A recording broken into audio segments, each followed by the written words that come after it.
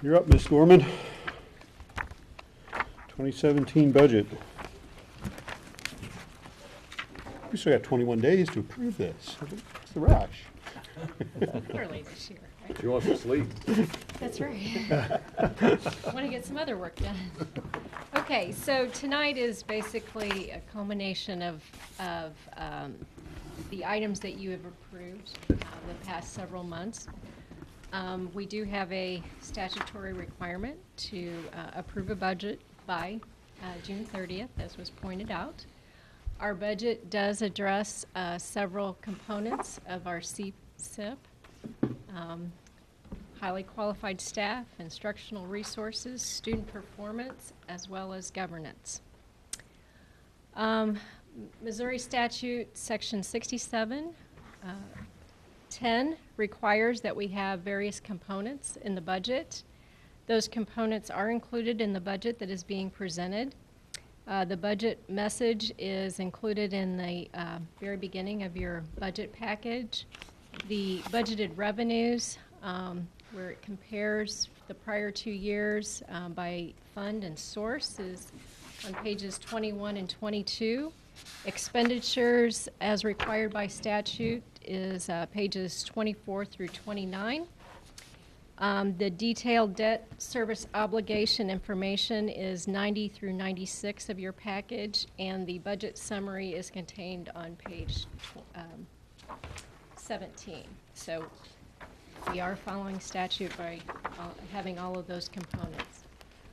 As you know, we develop the budget throughout the year. We meet with principals, directors, we review staffing needs, and we meet with the Salary Welfare Committee as well as the Supporting Student Success Committee for the support staff. As a reminder, school finance requires that we record our expenditures and revenues based on funds. Our Fund 1 is our operating fund. That includes support staff, salaries, benefits. It includes utilities, supplies, textbooks, and insurance. The Fund 2, which is the teacher's fund, includes all expenditures associated with certificated staff. It also includes any tuition that we pay to other districts. Fund 3 is for the recording of expenditures related to our debt service, so that would include any interest and principal payments for our bonds. And the Capital Projects Fund is our Fund 4. That includes any expenditures for capital items that are greater than $1,000. So that would be any facility construction, major repairs, equipment. We also, as a sub-fund of our incidental fund, we track specific activities related. Each building has student activity funds that they track, and those are tracked in Fund 60. But that's reported as a subcomponent of Fund 1. As a reminder, our three major revenue sources are property taxes, the state foundation formula, and Proposition C. This budget was built on a estimated assessed valuation of $395 million. That's where the assessed value was at December 31st. 2016 or 2015. We are using an operating levy in the budget of 3.1557, so it will be close to that. That may be adjusted somewhat depending on what the Prop C rollback will be. The budget was built on a debt service levy calculation of 25 cents. The state foundation formula, we used weighted average daily attendance of 3,958 weighted average daily attendance with a state adequacy target of 6,090. That's hopefully a little bit conservative. Estimates may say more like 6,100. So it depends on, of course, the state revenue for next year. With the recalculation that's required under Senate Bill 287, the dollar value modifier for our district did increase slightly.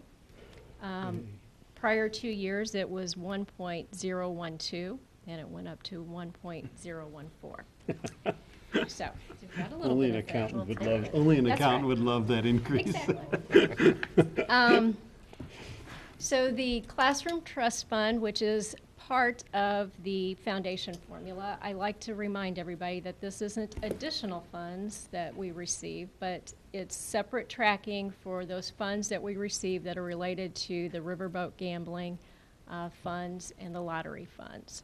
But it's all part of the foundation formula calculation. It's just tracked separately, so it can be reported. Proposition C is being estimated at $940 based on the year we're finishing, 2015-16 weighted average daily attendance.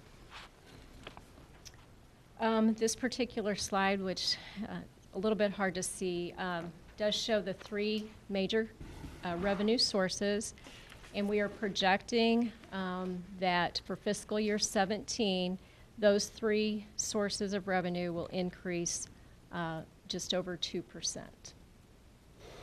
Those three revenue sources comprise 76% of our total operating revenue that we receive.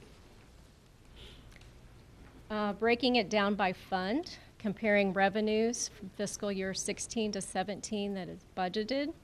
The major difference that you will see is the building fund. Of course, we sold bonds in fiscal year 16. That was $4 million, so we won't have that revenue for this year. So that's the major difference. More bonds.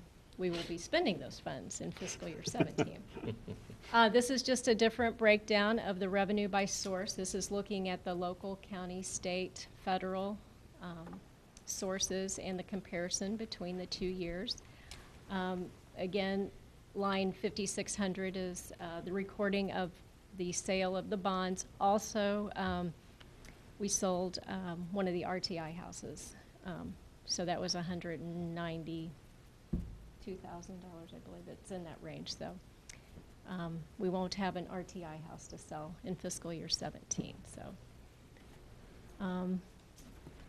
a pie graph that shows the revenue sources. As we have discussed before, the largest single source is our basic foundation formula, comprising 34.4% of our operating revenues, and then property tax, 31%.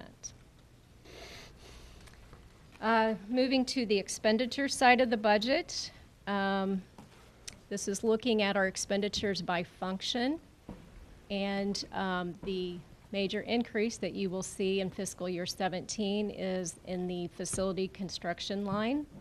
And that, of course, is due to the addition at the high school and the projections, what we will spend on that project. So most other lines had minor changes compared to the prior year, but that's the major increase when comparing the 2 years. Pie graph, reviewing the operating expenditures. As we have discussed many times, the major expenditure for the school district are salary and benefits, 81% for the operating expenditures, and then followed by supplies, 8.4%. When you look at total expenditures, so that's adding in our debt service and our capital projects fund, salary and benefits, 64.3. Next year, because of the construction project, capital outlay is 18%, so that's a large portion of our budget for next year. And then supplies at 6.7%. This particular slide, which I think I included in the packet that I gave you, just shows the three prior year, or two fiscal year 14 and 15 actual results, estimated fiscal year 16, and then budgeted 17, breaking it out for Fund 1 and 2, our operating fund, and then the capital projects fund, and then the debt service fund. So giving a trend on some major sources of revenue and major expenditures. So the summary for our fiscal year 17 budgeted fund balances for our operating fund 1 and 2, we would project or budget an ending fund balance of $10.4 million. Our debt service fund, $1,371,000, and capital projects fund 4 ending next year at $5.6 million. So a total of $17.4 million. That would say that our operating fund unrestricted balance would be 25.3%. Any questions? Any questions on the budget? We've talked about it a number of board meetings, and it comes to the final document, which Vicki sent out to all the board members. The board's had the full document for a good week or so to review.